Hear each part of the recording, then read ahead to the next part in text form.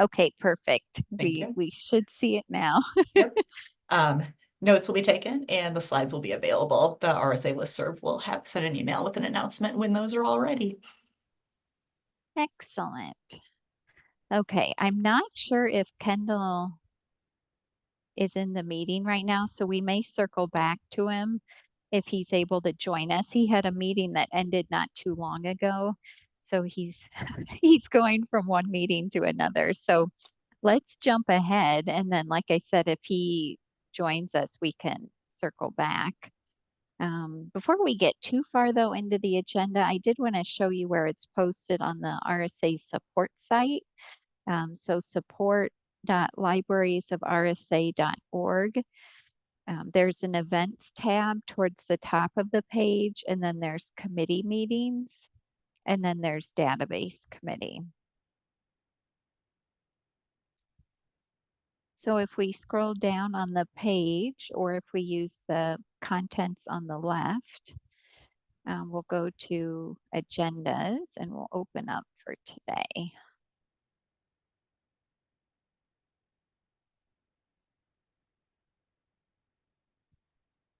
Okay, there we go. What is next on our agenda, Jennifer? So next we'll have our Rails cataloging services update. Lisa is going to be giving that for Nancy. Hi, everybody. Okay, so yes, I have the Rails service update from Nancy. Unfortunately, she was unable to join us, but she wrote us up a lovely report. So I'm just going to read off, what she wrote. Let me pull that up. Okay, so Nancy wrote that they are thrilled to share the news about an upcoming webinar that will focus on Open Refine. This insightful session will be presented by an external expert, and we believe it will provide valuable insights into this tool. Here are the key details you need to know. The topic, again, is about Open Refine. The presenter is an external expert. Details to be revealed soon, so it's a bit of a mystery. The date of this will be in April of 2024. A specific date has yet to been announced, and the platform will be on Zoom. So stay tuned for more information. We will keep you updated through our e-newsletter and Rails Tech Services listserv. Be sure to check on L2 Calendar or your inbox for details on the date, presenter, and how to join the webinar. We have received special requests to offer a MARC standard introduction class. As a result, we will be providing a 6-week training course on MARC using a Moodle developed site in late summer. Also in the fall, we will be offering supplementary training opportunities and specialized topics, either cataloging children's materials or cataloging video games. So all training will be listed on L2. Rails continues to develop new courses and revise the content of existing courses. Please reach out to Nancy George, and I will put her email address in the chat for everybody. If you have any suggestions for cataloging courses you would like to have Rails offer. She also wrote a little bit about a mentorship program for cataloging professionals of Illinois. She said, we're thrilled to share an update on the collaborative effort between Rails and IHLS to establish a mentoring program for cataloging professionals in Illinois. After conducting a survey in November 2023, we received an overwhelming response with 99 individuals expressing interest in the program. This positive feedback highlights a significant demand for the proposed service. We extend our gratitude to RSA for your active participation in the survey. Your input has been instrumental in our decision-making process. Based on the survey results, we are excited to announce that we have decided to form a committee. This committee will consist of 2 to 3 volunteer representatives, each from Rails, IHLS, CPL, Standalone Libraries, and Carly, working alongside our existing members. Currently, we are in the process of forming the committee and addressing logistics. Updates on the program's progress will be shared through IHLS or Rails, e-news, and various Rails listservs. Please stay tuned for further information. And then finally, Nancy wanted to share some updates about the world language cataloging service that they offer. We are delighted to share that our world language cataloging service has maintained excellence in the last quarter. During this period, we successfully cataloged 204 diverse titles sourced from multiple multi-type Illinois libraries. This effort ensures efficient management and accessibility of these valuable resources. It's important to note that there is no limit to the number of items libraries can submit to us. Your items are more than welcome, and we are enthusiastic about fulfilling your cataloging requirements. Feel free to send them our way, and we'll be delighted to assist you in enhancing the accessibility of your collection. Thank you for your continued partnership, and we look forward to supporting your cataloging needs. If you have any questions or want any details about the World Language Cataloging Service program, details can be found at this website, and I put that in the chat for everybody. It's also on the slide as well, kind of like right above Erica's lollipop cursor. And then finally, there's one last bit of information. So there is a World Language Cataloging Survey. So as part of our commitment to delivering exceptional services, we are keenly interested in learning more about the effectiveness of our World Cataloging Service. To achieve this, we plan to conduct a survey in late May. Your valuable input is crucial in helping us understand your needs and preferences, enabling us to develop new features and enhance our services. We greatly appreciate the perspectives of RSA members, and your participation in the upcoming survey will contribute significantly to our ongoing improvement efforts. Stay tuned for the survey release in late May. Your opinions matter, and we look forward to receiving your insights. Okay, so that's everything from Nancy George at Rails. So again, if anybody has questions about anything that Nancy wanted to share with us all, again, her email's in the chat box for everybody. So yeah, thank you. Great. Thank you, Lisa. Okay, what is next on our agenda? Next, we'll hear from Pam Thomas from the Cataloging Maintenance Center. Hi, can you guys hear me? Yes. With my froggy throat. Okay, good afternoon, everybody. So during the last quarter of 2023, the CMC cataloged 1,440 items. We offered 4 asynchronous classes via Moodle: cataloging basics, serials cataloging, deriving a record, and cataloging binge boxes. The last 3 are part of our new Focus on Cataloging series, which are all 2-week classes. We cataloged 28 world languages for special collections, from Arabic to Wakashan. We offered 3 online with the CMC webinars. In October, we had Stump the CMC. In November, we had Constructing Our Past, Cataloging Blueprints. And in December, A Place for Everything, Digital File Organization, which had a total of 114 live attendees. We launched our new cataloging request form. When you don't want to send your items through delivery, but the items must still fit within the CMC's criteria. So still need to be local author, local history, genealogy, government documents, microform, or special collection. And remember, your library defines what a special collection is. And I will put the link to that form in the chat box in a minute. Our March Online with the CMC webinar, Collected Moments, Creating Bibliographic Records for Personal Collections and Scrapbooks, will be held on March 14th at 10 a.m. And you can register in L2. I'll also include the link in the chat in a minute. And remember, we always record our sessions. So if you're unable to attend the live session, you can always watch the recording. April 8th through 21st, we're going to be offering Focus on Cataloging CDs, a 2-week Focus on Cataloging course. Again, you can register for that in L2. There are still seats available for that one, and I'll put the link in the chat in a minute. We continue our database cleanup efforts for Prairie Cat. So far, we have touched 20,000 plus bibliographic records. They've either been originally cataloged, enhanced, or identified as merges. We've been doing that since 2019. The Alma Carly Cleanup Project, we have edited, deleted, or merged 5.135 million bibliographic records for that, and we've been working on that since September 2022. We do have 3 full-time temporary staff working on that, though. And then we began the RSA Backlog Cleanup Project in October of 2023. And we have originally cataloged or enhanced over 1,000 records. So we've been making good progress on that. And don't forget that the CMC can merge records in OCLC. They have to be book or electronic books only. And we can also create name authority records.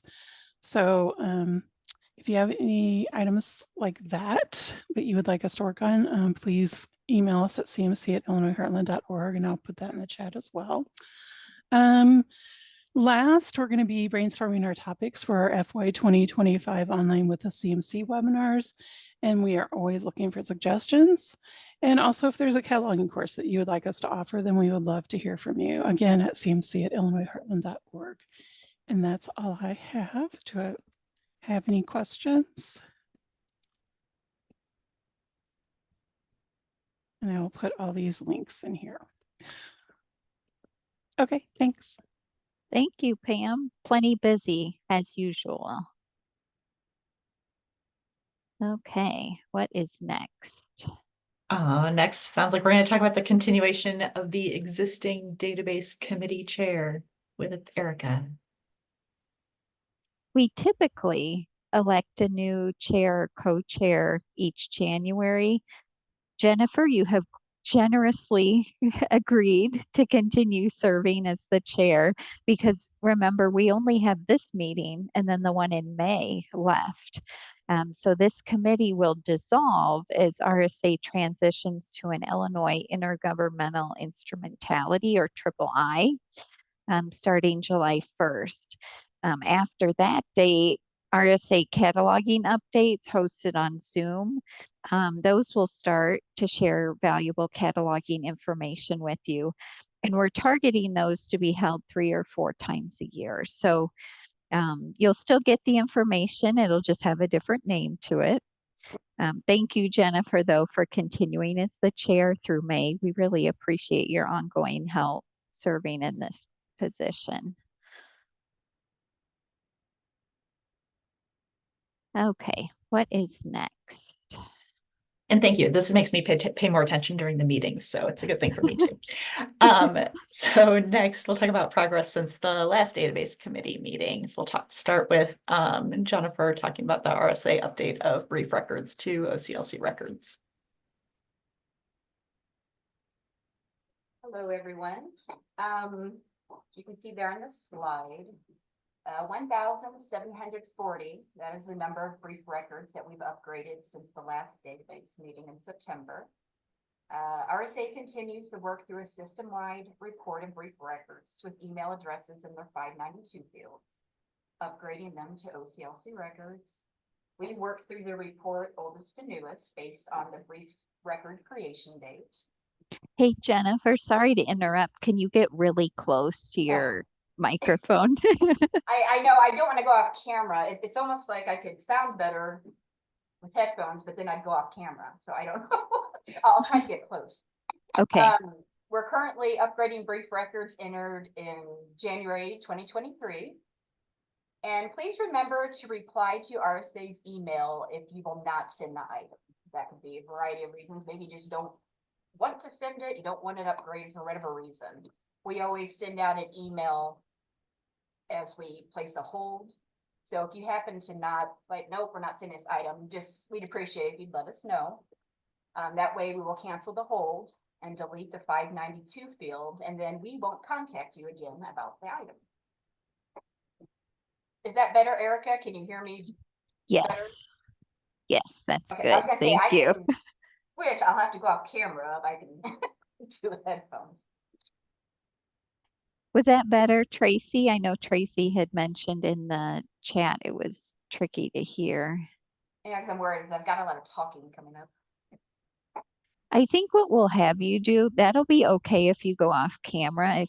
Well, she says it's okay. Okay, I'm thinking though, that'd be fine if you want to go off camera and then put the Okay. headset on. That might be good since you will be doing more talking later. So Yeah. good idea. I can get through the next one. I think I'm up next, and then I'll Okay. put the headphones on. Yes, you are next. Let me go back here. There Yeah, you go. Pam from the CMC spoke a little bit ago, actually.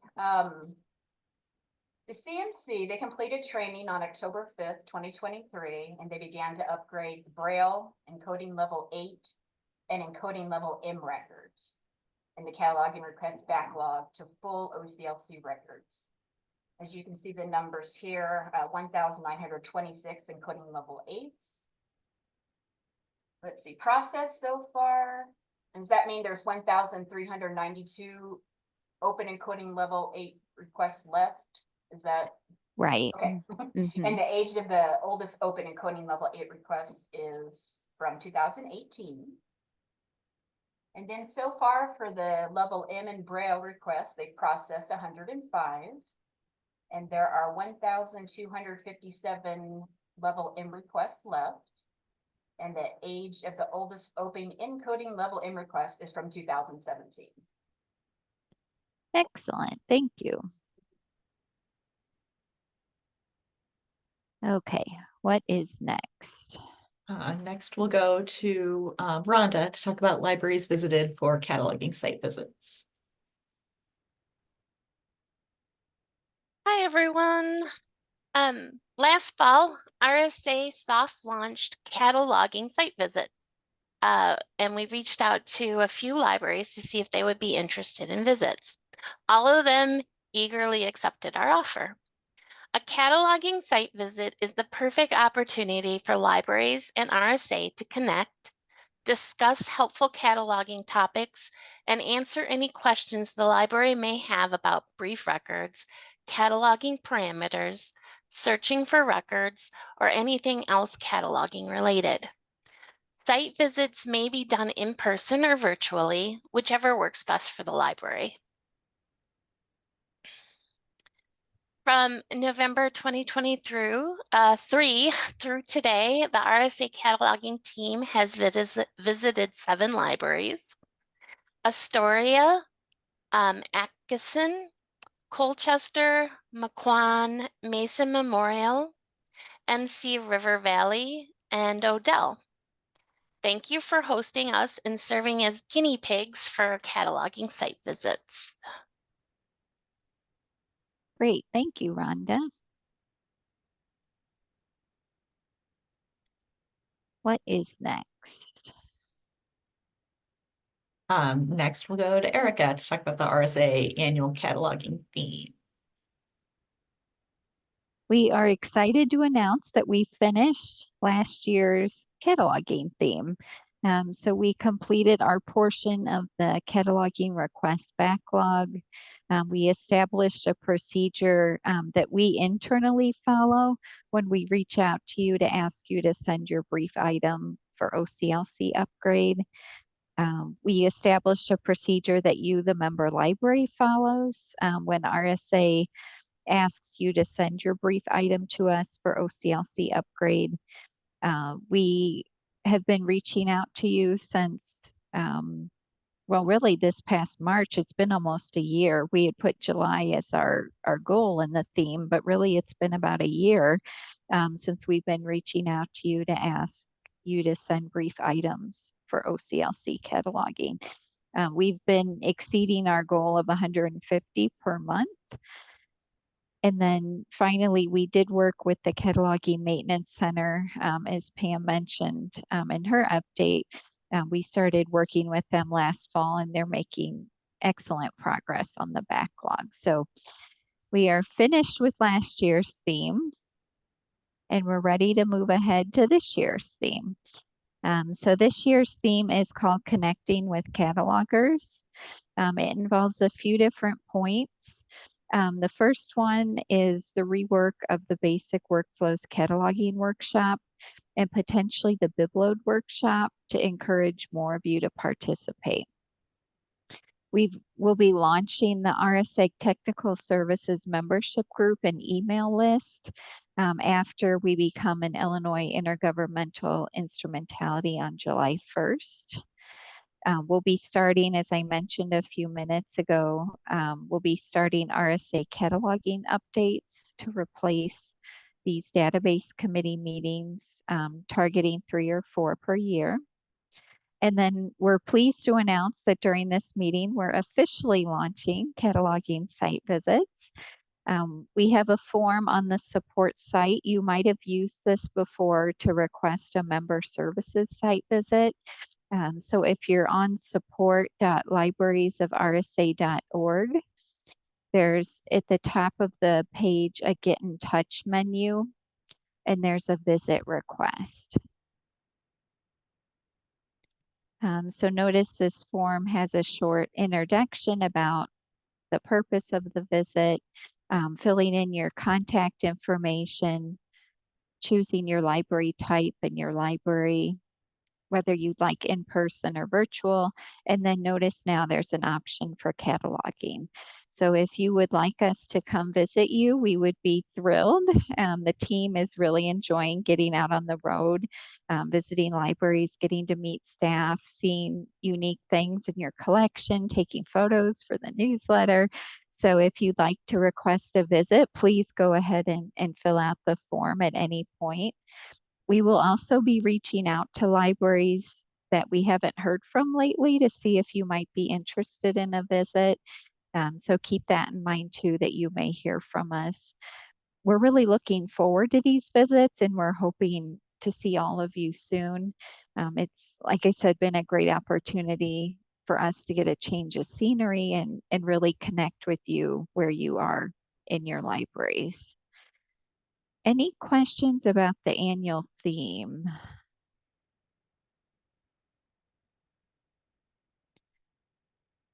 Okay, I have a poll here, completely anonymous, but still, I thought I would just ask if anybody would be interested in a cataloging site visit. Like I said, anonymous, no obligation to actually follow through with it. Give it a few more seconds.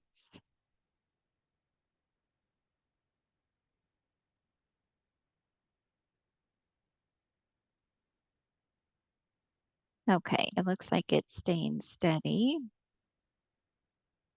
There's the results. Okay, so we've got some maybes. That's encouraging.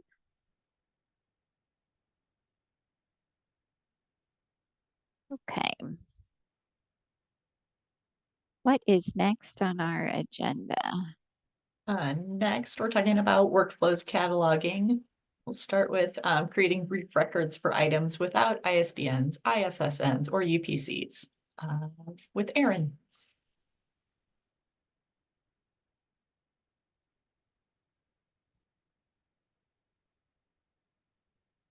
Oh, we've had quite a few questions lately about items that do not have ISBNs, ISSNs, or UPCs, how to do brief records with them.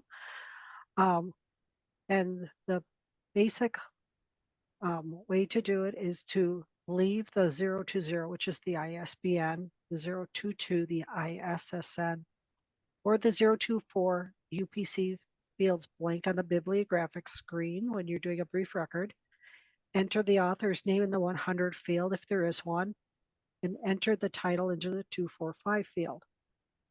It's not required, but recommended to enter a short blurb about the item in the 500 field to provide more information since there is no ISBN, ISSN, or UPC. The note is visible in the RSA CAT, so you can provide information helpful for the patron to know about the item. And there's an example where it has the book on CD. It's unabridged, it's 7.5 hours, and it's a John Resnick thriller. Enter your preferred email address into the 592 field, so RSA knows how to contact you when we are ready to upgrade the brief record to an OCLC record.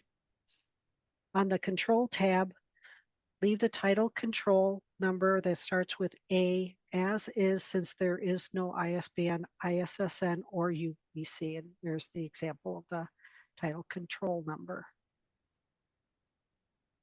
Can I share my screen? You should be able There we to. go. Okay.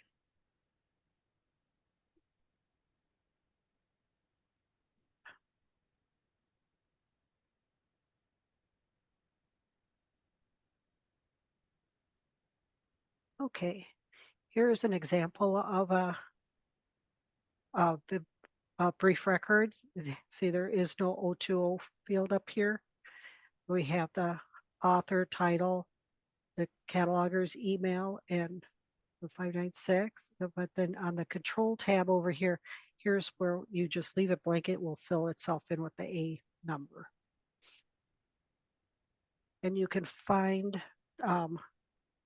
the brief record, it has been, a guide has been updated with this on the library support site. Under handbooks, go to the cataloging handbook. Over here, go to brief records on the side. Under brief records, the second one, guide to how to create a brief record. You can download the guide. And under the appendix here, here's the 3 that have items without numbers on page 16, 17, and 18. And you can go there and have the same information.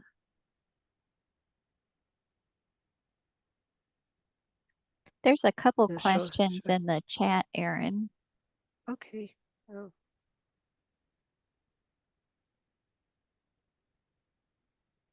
Oops.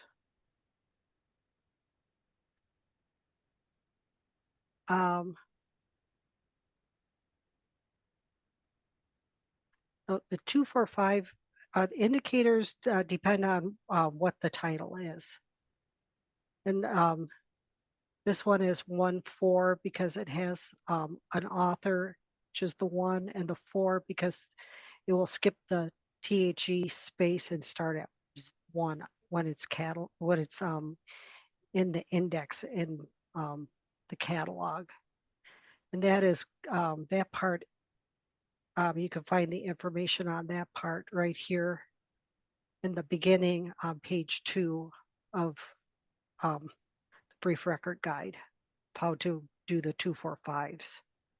You're right, Lori, the example that Erin showed, it was not correctly created. So it did not have indicators in the 245 and it didn't have the information in all uppercase. I know, Tracy, that was your question too about using capital letters. So yes, we unfortunately have quite a few brief records where those conventions haven't been used, but that's great that the two of you are noticing this because like Erin pointed out in the instructions, we really do want the indicators put in there to help with searching, and then putting it in all caps helps others recognize it easily as a brief record.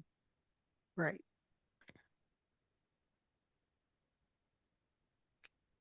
Any other questions for Erin? Thank you, Erin. You're welcome. Okay, let me share my screen again. Screen 2, here we go. Okay, what is next on our agenda? Next, we're back to Lisa with tips to narrow down possible record matches in workflows. All right. Hi, everybody. So this idea for like a cheat sheet actually came from going to a site visit because the library was asking about like quick ways to kind of sort through, search results that they might see in workflows. So myself and the rest of the cataloging department kind of brainstormed like, what it is that we do as we're searching for records that kind of help us quickly, sort through a whole bunch of noise that you might see in search results. So you're not like going through every single record one by one and kind of getting overwhelmed and, wasting a lot of your time going through stuff that you don't need to. So I will show you where the cheat sheet's located on our website momentarily, but just to kind of give you some general ideas. In the document, we do recommend beginning with an ISBN or a UPC search, since those are highly specific, to an item. If you search by title, you're going to get tons of different, versions of that item that pop up in the search results. So doing an ISBN or UPC search first is a great way to narrow down things quickly. If that doesn't work, then we do recommend a title author search in case the record was incorrectly created and doesn't have those two pieces of information in that record. But if it's a match, they could be added. So, but do start with those. And from there, and I'll show you an example of how to do this, but we recommend kind of checking the publication year column in the search results. If you know the publication year, you could rule out anything that, isn't that publication year. You don't have to look at it. And then once you have a couple possibilities narrowed down from there, kind of briefly looking at that little section of the bib record that you can see before you hit modify to open it up and see it in full. Looking for some key pieces of information, like the number of discs or the runtime if you have a DVD or a Blu-ray. Looking to see if something is a DVD or Blu-ray format, because those are very different. If you have a book, looking at pagination or the dimensions of something, or even looking at something as simple as the publisher name. If you have a publisher name and if it's Scholastic and you don't see Scholastic in any of your search results, you don't have a matching record out there. So there's no point pulling up anything hoping for something different when nothing exists. So to kind of give you an example of what this would look like in action, I am going to commandeer the screen. Okay. So when I was trying to find an example of something that has a lot of different things in search results, that would be a good example. Breaking Dawn actually had a lot of good things to pull from. It's not a great story in my opinion, but personal preferences, but it makes great for a cataloging example. So for this, like if I just type in Breaking Dawn, say I forgot to do a UPC or an ISBN search, I have in my hands theoretically a 2-disc version of part 2 of Breaking Dawn. And from looking at the item, I could tell it was published in 2013. So if you look like this publication year over on the right, all my years right now are kind of haphazardly put together. If you didn't know this, this is a fun little trick, but if you click where it says pub year, you can get workflows to sort the publication year. If you click it once, you can have it going in ascending order. You can do descending order, whichever is your preference. So now I have all my years in order, so I don't have to go like hunting and pecking through, a random haphazard list of years. So if I scroll down to 2013,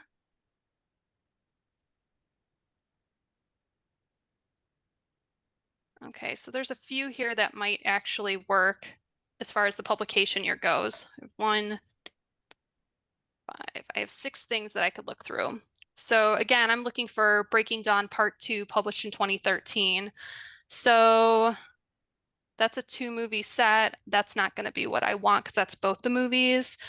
This is a French record, so I'm not going to use that because I want an English language record. That's not even the right title. This is part 1, so I have 2 possibilities here, part 2.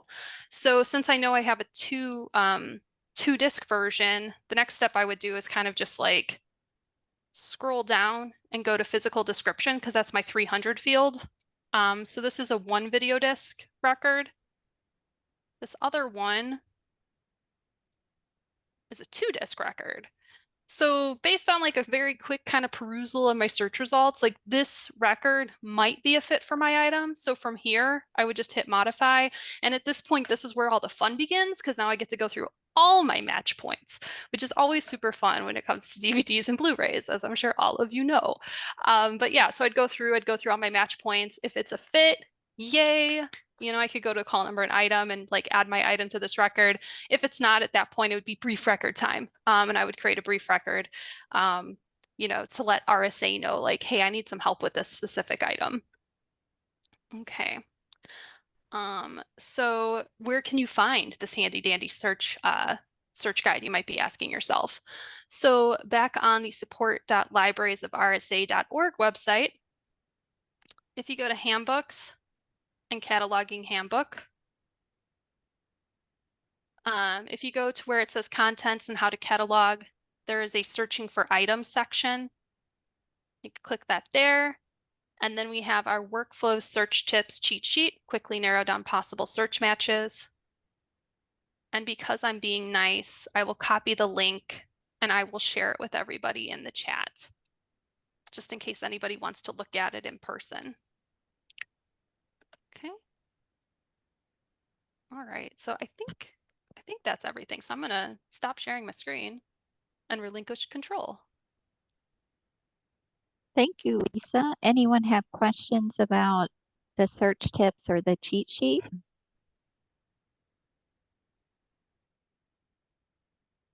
Okay, great. What is next on our agenda? Next, we'll talk about circulate circulate checkbox versus non-circulating item types with Jennifer. Okay, hopefully you can hear me better. Oh yeah, hopefully. much Okay. better. Thank you. Yeah, sorry about that. Okay, I think there are a few slides here, so I guess I'll just read through the slides and then show an example in workflows. That sounds good. Okay, first of all, thank you to Jennifer Jacobson Wood of Peoria Public Library for suggesting this agenda topic. We're talking about the best way to prevent items from circulating is to set up an item type with a no circulation rule. Leave the circulate box on the workflow's call number item screen checked, even if the item does not circulate. And you can see there's an example there, and I will also show you in workflows. Unchecking the circulate box does not prevent a hold from being placed on the item in workflows or RSA CAT. So that's really where the problem comes in. If a hold is placed on an item with the circulate box unchecked, the hold will not appear on the pick list and the hold will never be filled. Using an item type with a no circulation rule prevents the hold from being placed and avoids confusion. When using an item type with a no circulation rule, you may want to make an exception and override the no circulation rule, allowing the item to check out to a user. To make that override possible, the circulate box on the call number item screen must be checked. If the circulate box is unchecked, the override will not work. Okay, if you're wondering if your library has any items with the circulate box unchecked, you could email the help desk and ask for a report. RSA will run the report and help you set up non-circulating item types, and then batch edit the items that have their circulate box checked and use the newly set up item types. RSA in the future will also be reaching out to those libraries with the circulate box unchecked to help you set up non-circulating item types and batch edit the circulate box so it is checked. And let's see, let's check the properties. Okay, I think now it's this slide here is showing you how you can, explaining how you can check the properties, but I think I will show you in workflows. I'm gonna go and share my screen.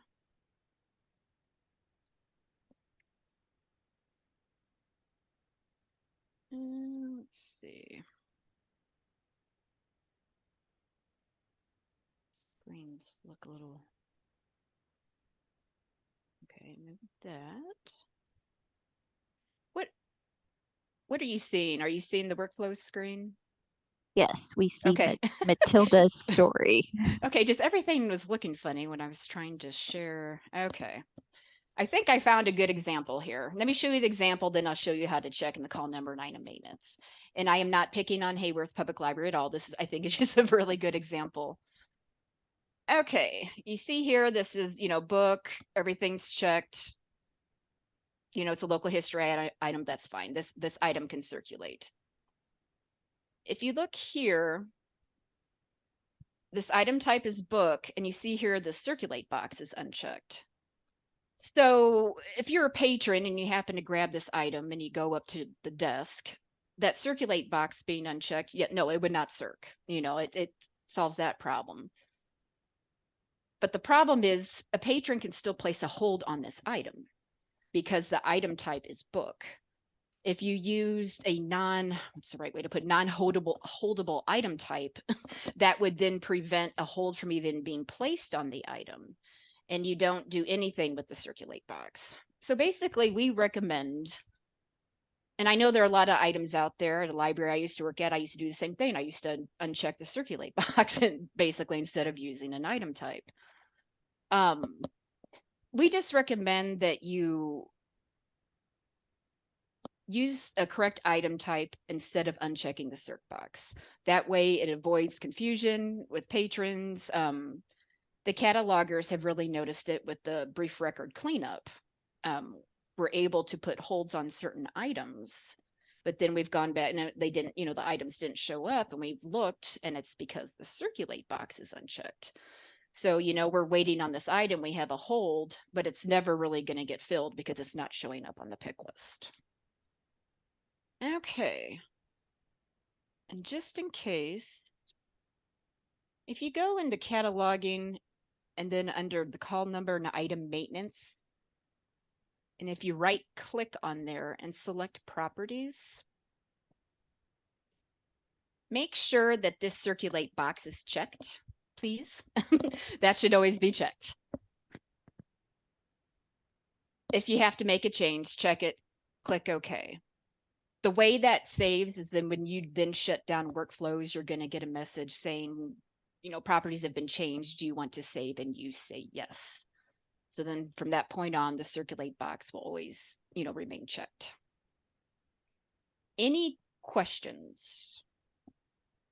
Also a good idea to check that setting in the add title wizard so that when you're Oh. putting in brief items, you're not accidentally doing it with the circulate box unchecked for those items. Mhm. Okay, Jenny Jackson has her hand raised. If you'd like to Oh. unmute Jenny, feel free. I'm sorry, I missed the part where you picked the item type that's non-holdable. I saw that you unchecked the circulate and then you went into properties, but I'm sorry, I was over helping someone. Can we go back a couple steps to, okay, these items were originally cataloged with the circulate box unchecked, right? Yeah, but that's Correct. not what, yeah, but it's just not what we're recommending that people do because Right, like in, so what do you want us to do instead? well, I guess this, what do you think, Erica? First point or first thing would be to reach out to Would the you like RSA me to help desk. answer? Yeah, why don't you take a stab, Rhonda, and then I can All chime right. in. What you would do is send an email to the help desk and ask to set up an item type for that particular set of materials that you don't want to circulate, because the only way you can really set up is by your circ and your hold rules, and that's by item type. So we would help you pick out an item type, and we would give you the checklist you would need in order to fill out and get it all set up the way you want. And if needed, we could even help you batch change things if that is what has to be done. Okay, Rhonda, That thank you. about That part makes sense. What about the part where you went? Is there a situation where you have an item where this front page that we're seeing is unchecked circulate, but we go over to call number and do the properties tab and click it, or have the click on circulate? So in the properties, let's have you show that again, Jennifer. So we'll right click and go to properties. You always want to make sure the circulate box is checked, whether it's here or whether it's on the call number item screen when you're putting in the specific item. Oh, okay. Sorry, guys. Thank you for explaining all of that. That's okay. Does that answer your question? Can you think of anything else? I think it does. So if we have items, we need to get with you guys and get the non-holdable item type. And it was just in that same conversation reminding us that in either tab, you want to have the circulate box checked on items. Exactly. Thank you, guys. You're welcome. And thank you, Rhonda. Any other questions? This is an important topic because It like is. Jennifer mentioned a couple times, it really causes a problem when the hold is placed and the library doesn't even see it on the pick list. So that this really can cause a big problem. Okay, thank you, Jennifer and Rhonda, for that agenda item. Let me share my screen again. Okay, what is next on our agenda? Next, we'll talk about recently created cataloging parameters with Rhonda. Hi again, everyone. As you can see, we've created some new codes since the last database committee meeting in September. The new home locations are right there on the screen. We even have one for high school graphic novels now. Next slide, please. There were no new codes for item category 1, 2, 3, or item type.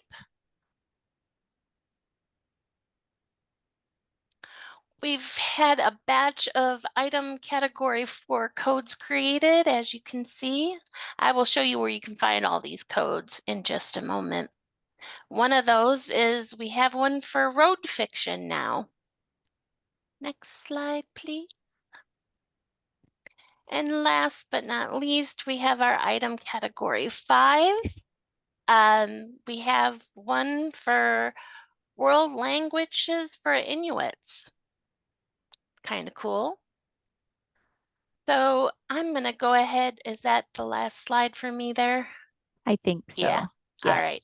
All right. I'm going to go ahead and take control and show you where you can find this on the website. All right. So here we are. Everyone see it just fine? All right. So here on the website, you just want to go by topics and you can click parameters. And then you can click cataloging parameters. And again.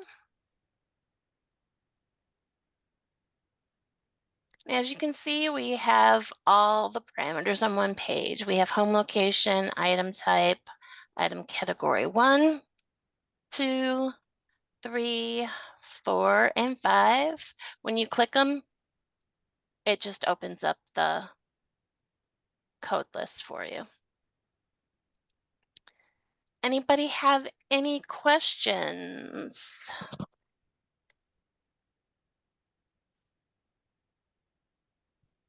Excellent. Thanks, Rhonda. Welcome. Okay, what is next?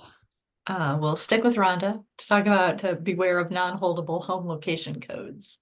Another important topic, like the search box being unchecked.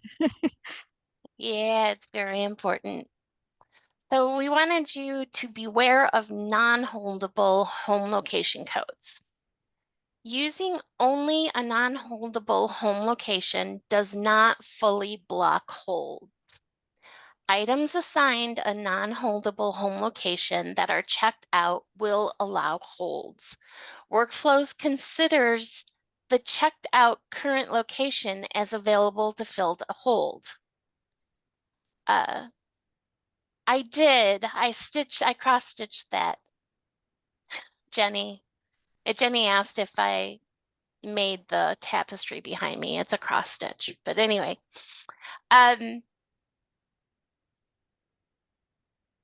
Right. So to effectively block holds, use an item type with a no hold rule in addition to the non-holdable home location. To set up an item type with a no hold rule, email the help desk. The complete list of home locations indicates in yellow which codes are non-holdable. So there are examples, but I'm going to show you the list in just a minute. Is there any? Okay. I'm going to show the list and then we'll go back to this slide. Sounds good.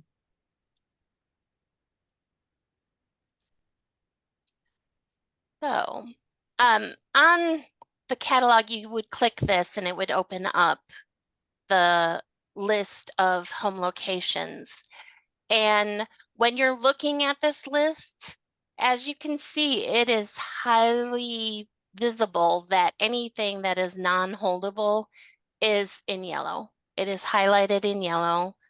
So if you see that, that's telling you, hey, this is non-holdable, so you should probably not use it. You Okay. can use the code, can. but just remember it's not going to fully block holds when the item is checked out. So you'll need an item type with a no hold rule set up Yeah. if you'll use that location. Yep. All right. Go ahead and stop my share and we'll let Erica reshare her slide. So if you're wondering if your library has any items assigned non-holdable home locations, email the help desk to ask for a report of your home location counts. Ask RSA for help if you need to set up non-holdable item types and batch edit items to use them. Does anyone have any questions?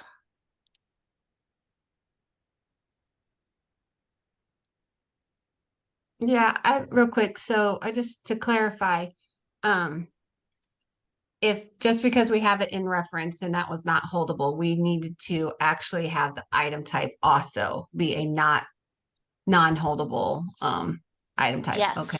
Yeah, because unchecking that circulate box isn't gonna do what you want it to do. Not because if you happen to have it checked out, say you have it checked out for use in the library, all right? And if it's while it's checked out, a patron could place a hold on it. Okay.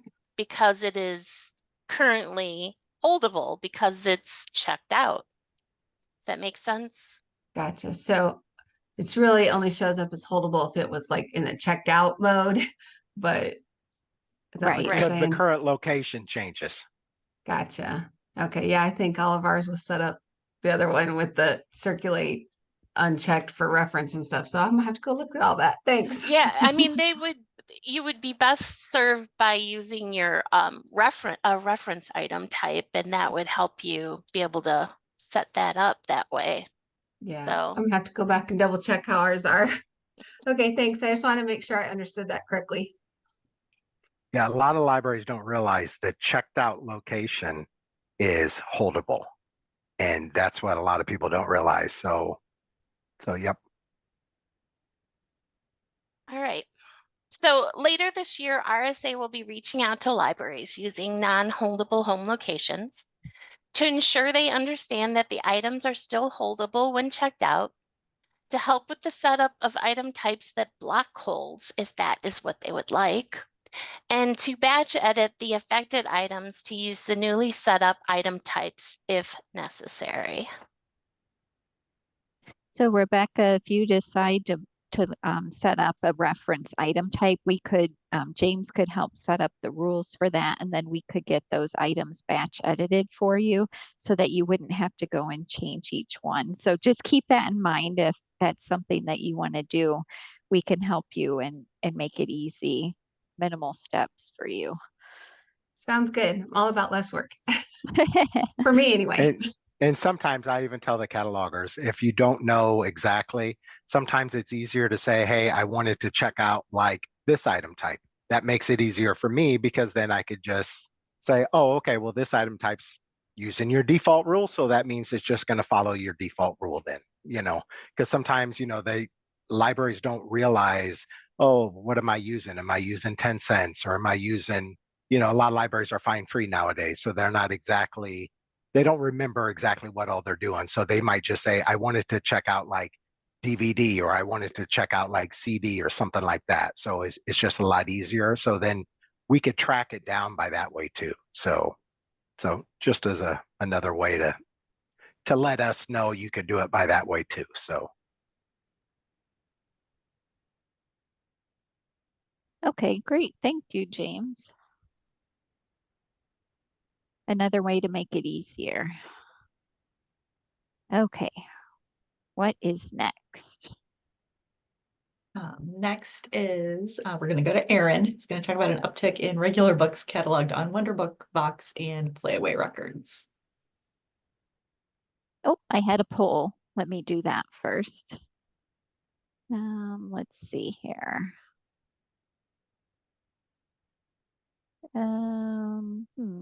Back. Okay, let's launch this poll.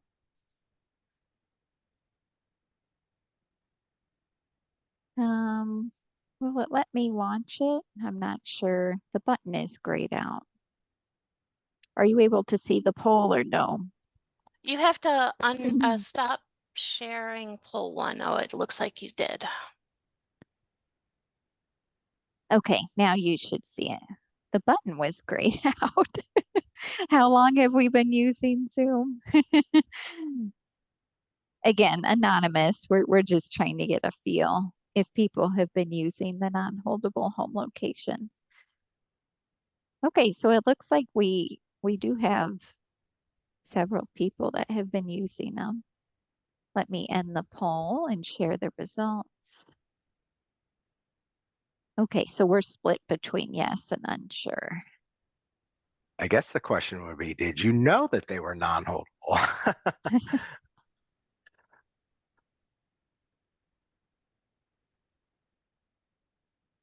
Okay, I'll stop sharing. Okay, slight detour. Okay, Erin, we are ready for you.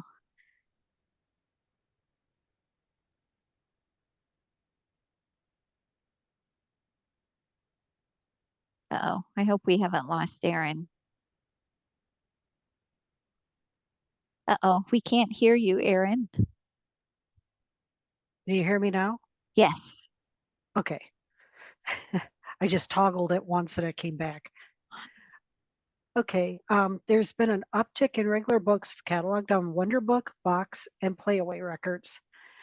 Remember to carefully compare your book to the record to ensure it matches, like the author, title, publication information, and pagination. ISBNs for regular print books often appear on Wonderbook, Box, and Playaway records. Some fields to look for on records that indicate they describe a Wonderbook, Box, or Playaway is the 250 edition, where sometimes it will tell you if it's a Box or a Wonderbook edition.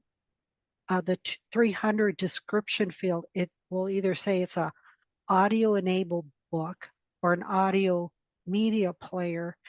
And they don't always, well, the one there, that example has pages, but they don't always show pages for it. But because they're audio enabled, that means it's not a regular book. Report any books on Wonderbook, Vox, and Playaway records to RSA following the instructions in the procedures for reporting cataloging issues to RSA, specifically the item on wrong record sections on pages 4 and 5. Please share this information with circulation staff because they may see these items on wrong records arrive in delivery to fill holds, because they're the ones that will probably get the complaint that it's not the right thing. And we appreciate your help in keeping the database clean, resulting in a positive user experience. I'm going to show you a couple examples of the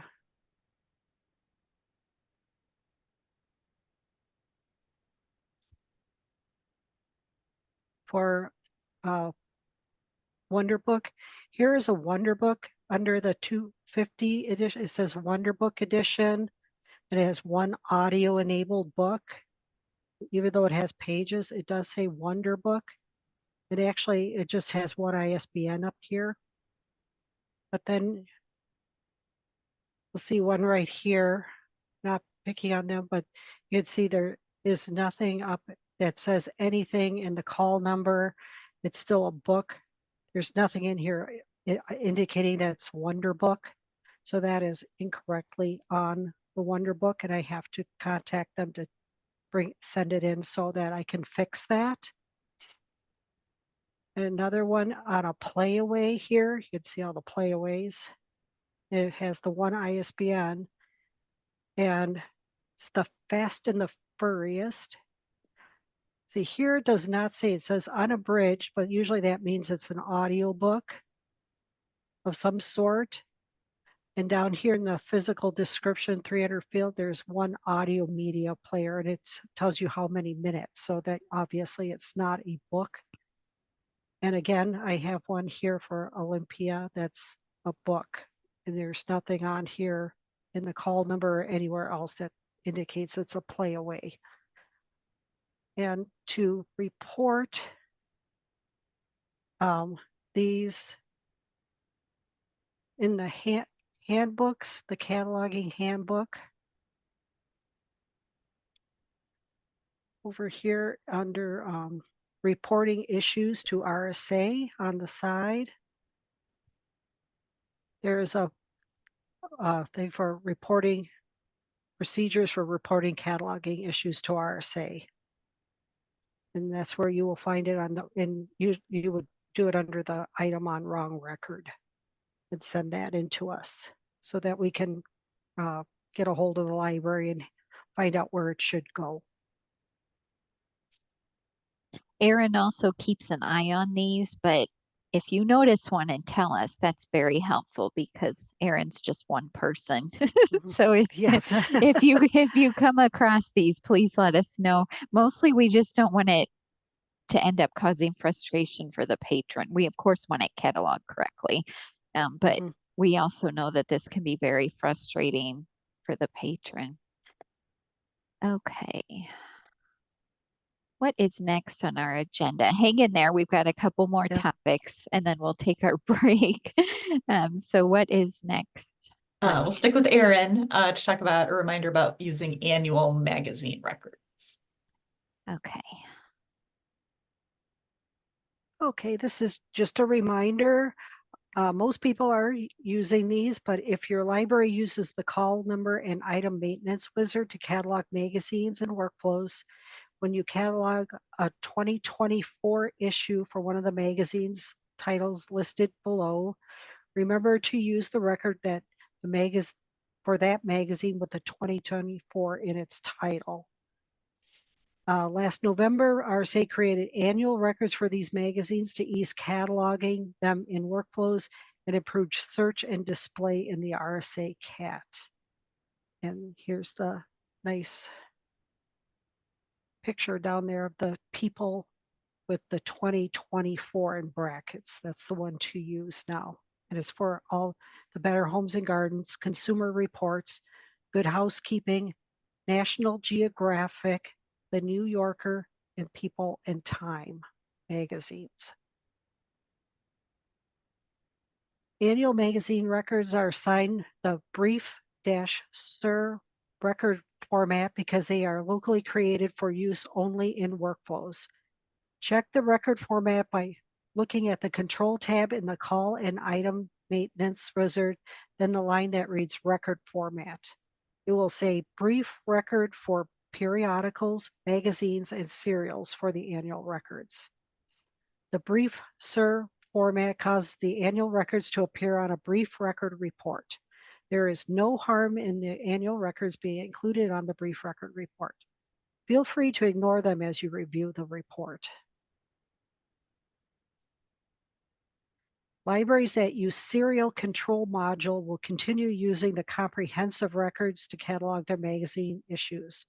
Using the comprehensive records avoids the need to create new serial control records on the annual records. If your library does not use serial control, which is most libraries, and you have already cataloged 2024 magazine issues on the comprehensive records, RSA will transfer them to the annual records. No need to delete and recatalog any magazine issues you wrongly cataloged on the comprehensive records. RSA will also reach out to you to make sure you understand to use the annual records going forward if we notice you are cataloging on the comprehensive records. And information about the annual magazine records is included in the RSA guidelines for cataloging magazines and workflows. Excellent. Thank you, Erin. Does anyone have any questions about the annual records? Okay, what is next? Next, we'll hear about the updated cataloging at a glance cheat sheet from Jennifer. Again, the cataloging at a glance cheat sheet has been updated. Here in a second, I'll show you on the support site where to find that.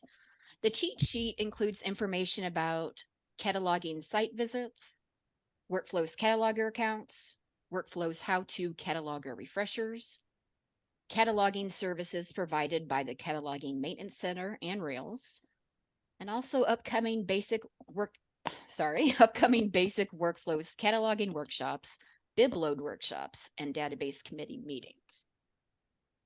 Okay, let me share my screen.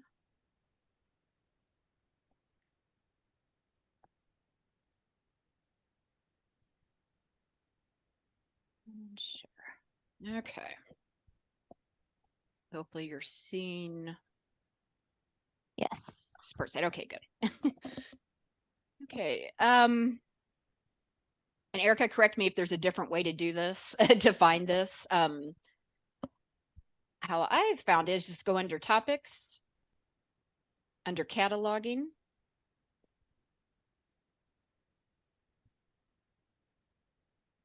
And right here, the cataloging at a glance. That's the good thing about the support site. The information is linked in one place, but you can get to it from several different routes. So that's perfectly good the way you found it. Okay, good. And just to show you here what it looks like. Here we go. Any questions? Thank you. Excellent. Thank you.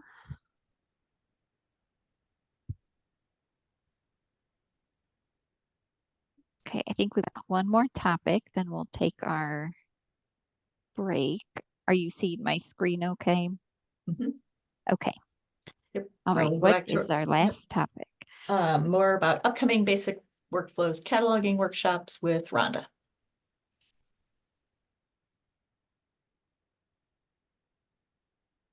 Hi again, everyone. Our upcoming basic workflows cataloging workshops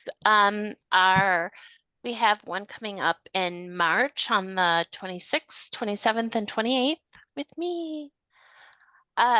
We have another one in the end of April, the 23rd, the 24th, and 25th. Then basic workflows cataloging workshops are also listed on the cataloging at a glance cheat sheet, or check the L2 calendar.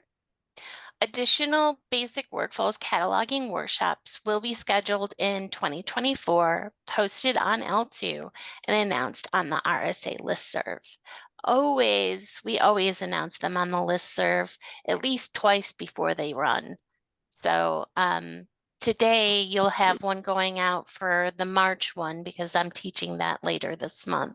So just if you have questions about them, please let us know. You can ask now, or you can send questions to the help desk or call us. Great, thanks, Rhonda. Welcome. Okay, so we are ready for our break. So let me set a 5-minute timer. I'm going to pause the recording and someone help me remember to restart it after the break. So I will see you in 5 minutes.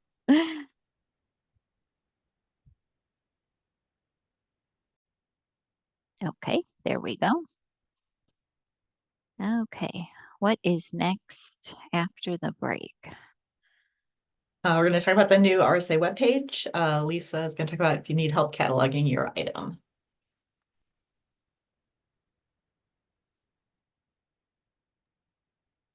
Hi, everybody. So a lot of you probably are familiar with this information, but for those of you that are new to cataloging, or if in the future, if there's anybody new in your at your library and you want to point them in the right direction of what do you do when you're like, I need help cataloging this item? Like, what should I do with this? We created a new page on the RSA staff support website, basically just to kind of help answer these questions. So these are really just kind of like quick hitters of what to do if you're unable to find a matching record, or if you're unsure if the existing record that you're looking at is a match. So that basically this page just includes links to documentation that describes everything about brief records. So, steps for creating them on your end, to the process of what happens when we at RSA are ready to catalog your item and upgrade that brief record to a full level OCLC record. So to find this page, if you are on support.librariesofrsa.org, I'm just on the main page here. If you scroll down to where it has quick links, there's this RSA link section. If you hit the need help cataloging your item ? Link, it'll take you to this fun page. There's a little bit of text explaining like what the purpose of this page is. But some things of note here, again, just very basic information about like what to do, but we have links to like the overview of the cataloging process. There's this nifty, I don't know if you are unfamiliar with this, I highly recommend. Actually, I might just open it up and send a link into everybody's, into the chat box for everybody. But if you are unfamiliar with this, this is a document about like when not to use a record. And it kind of has like a short bullet point list of like iffy situations where you might be looking at a record and going, should I use this? If you ever found yourself in those situations, this document's going to be wonderful for you. So I'm going to put this in the chat and you guys can open it up in your free time to peruse at your leisure, but it's a short little 1-page little thing. So we have that document. We have the guide how to create a brief record. If you're more of a visual learner, we have some links to videos of how to create brief records. And then we have that final procedure, like, what happens when RSA reaches out to you to upgrade a brief record. So again, just like kind of quick hitters of just like, what do I do in this situation? But we thought it would kind of be helpful for everybody, especially new catalogers, to have kind of those basics all in one place instead of trying to find it all, scattered throughout the cataloging handbook. It's just all right there for everybody. Okay. Are there any questions about that? No? Okay. Excellent. Thank you, Lisa. Let me share my screen. Okay. What is next on our agenda? Sorry, there's a bunch of sounds outside my office here. Sorry, next is a discussion on how does your library handle patron requests for name and gender changes in the catalog and on spine labels. Thank you, Anne, of Galesburg Public Library, for suggesting this topic.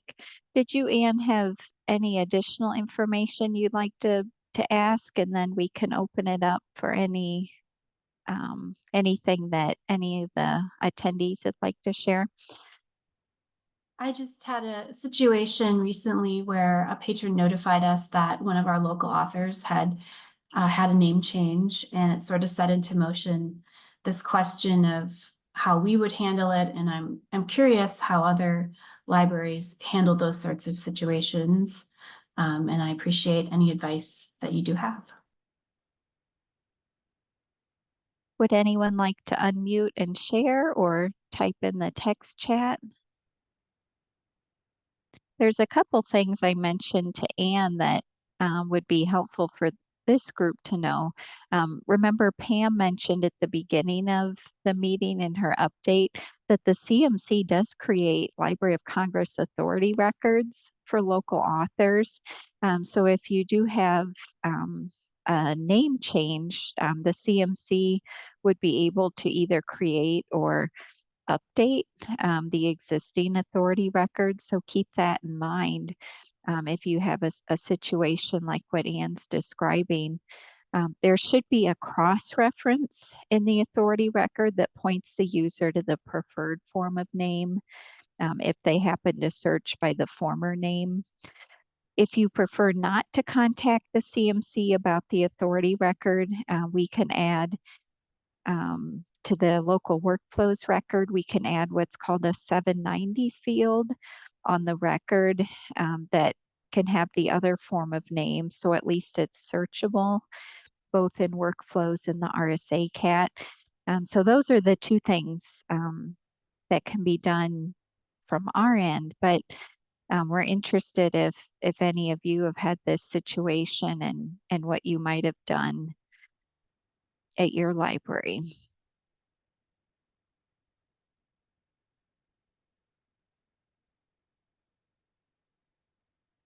I'm not seeing anything.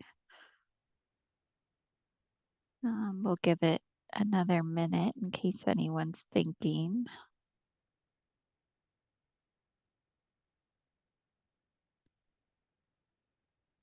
I guess I can give an update to our situation that we contacted the author in question, and they confirmed that they did legally change their name. And so we did contact the CMC, which was a great idea from Erica, and they were able to update the authority file. And then we have, more accurate records in our catalog now. And I also had a question about the labels on the shelf. And if anyone had thoughts on that, we categorize, or we put our fiction in order by last name of author, last name, comma, first name. And so the book itself on the cover has the dead name, but we are categorizing it on the shelf with a spine label with the new name. So pros and cons to that, but I know that the author ultimately was very happy that we asked and made the change.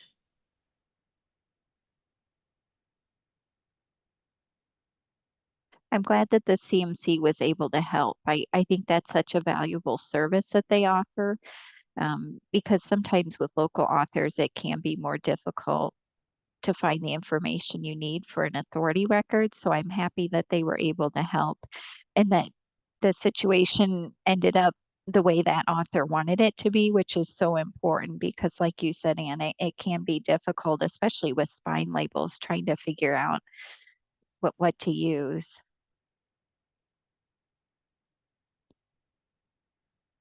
Can anyone think of anything at their libraries? If you're shy, that's okay.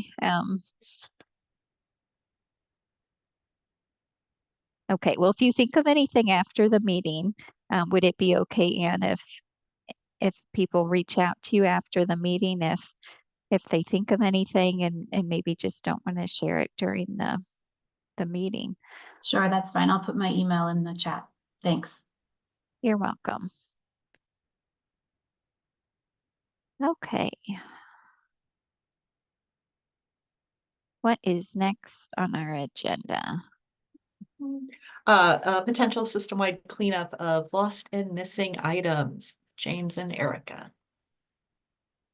Okay, I'm going to let you, James, talk about this. I've got a couple slides and then I'll chime in where necessary. So take it away when you're ready. Okay, so I'm not sure if some of you are aware that we actually have a lot of things that are sort of lost in the database right now. And missing. Yes, and yeah, lost, lost assume, lost claim, lost paid, lost trans, and missing that are sort of just floating around the database right now. I'm not exactly, Erica, I should have probably got some of your slides here. What we sort of agreed on, what we talked about exactly. I'm sorry, I've been really busy on some other things right now. What we agreed on to present, the years, what we wanted to talk about, I'm sorry, the numbers, because I could show a couple things here because I have data control open on one of my things. Sure, I can talk about the first phase, and then if you maybe want to show an example, if that works. It doesn't help too that, remember, this meeting was supposed to be a month ago and I had something come up. So this is a little bit fuzzy in our brains.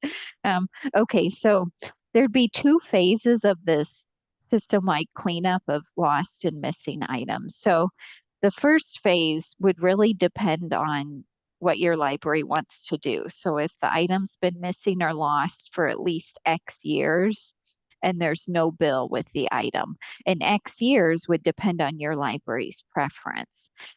So James can provide a report of your library's missing and lost items without bills that meet your preferred age. He can do that just with an email to the help desk. We ask that you and your colleagues review the report and give James the go-ahead to batch discard those missing and lost items. We want to make sure to emphasize, though, that nothing would be batch discarded unless you reviewed a report and you've given us the go-ahead. So this project is not willy-nilly cleaning things out of the database without your knowledge. Did you have an example, James, you wanted to share? I or do. Okay. Yes, I do. Actually, let me share. Let me go to. We found some very old items missing and lost in So the let me see. This database. is number one. So I will share. So let me move this over. Can we see my screen right here?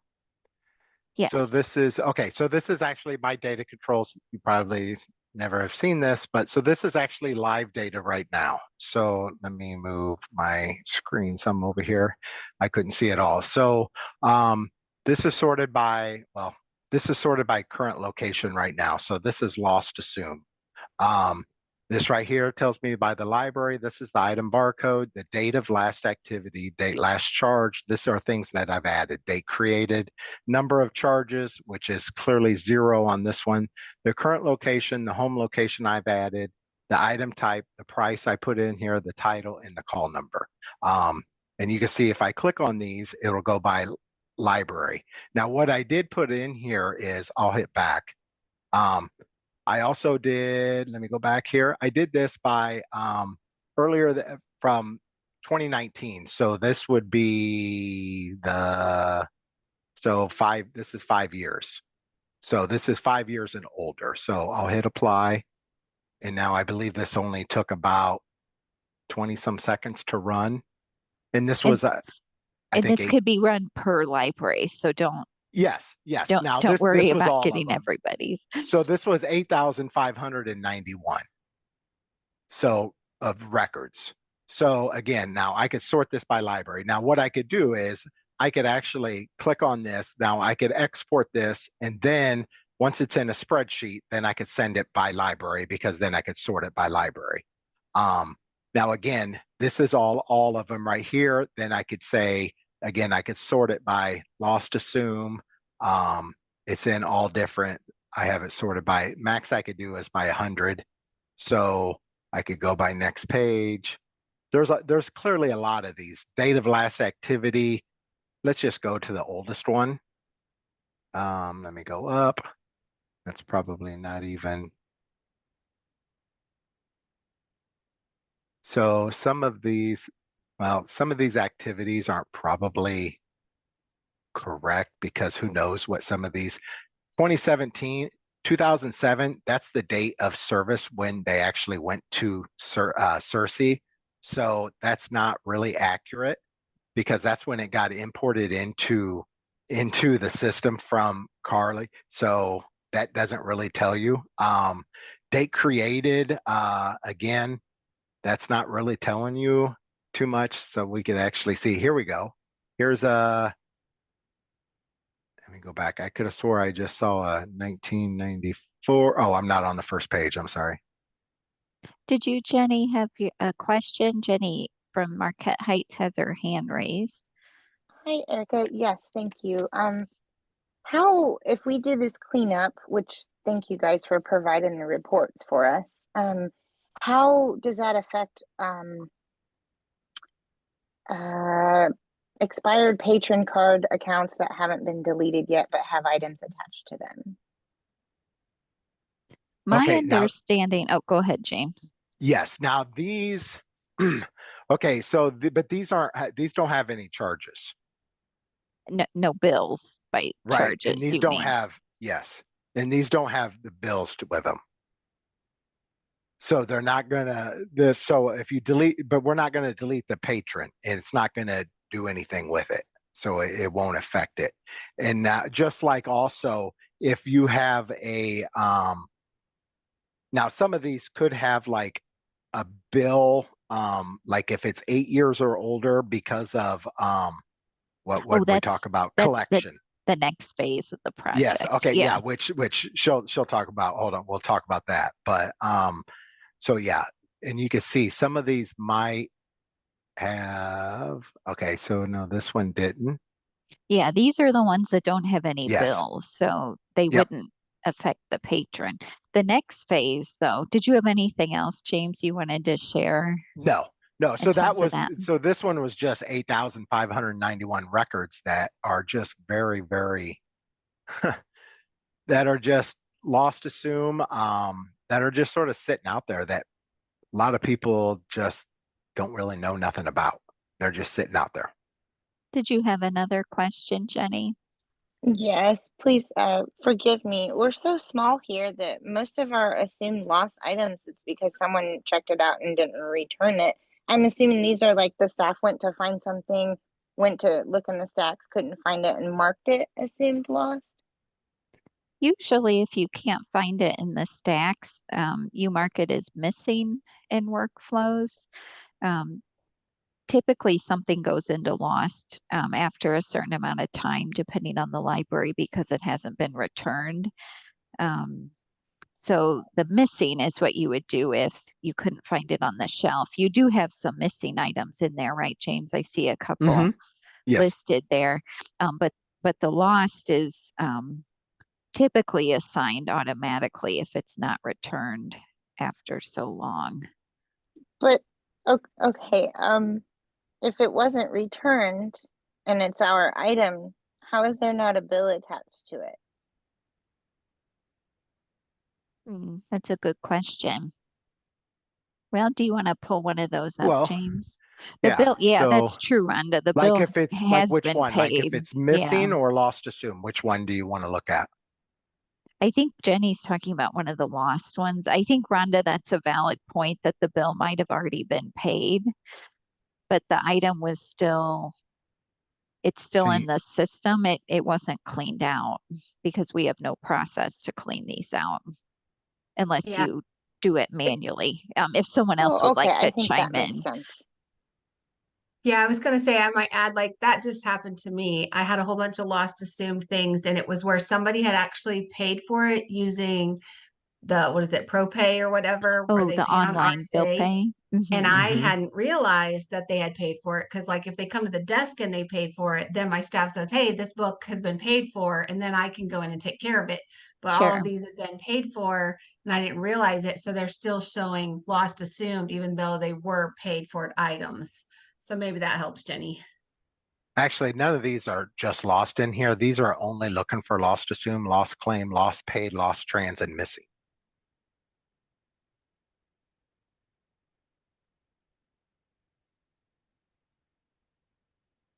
Okay, Jenny says that does help.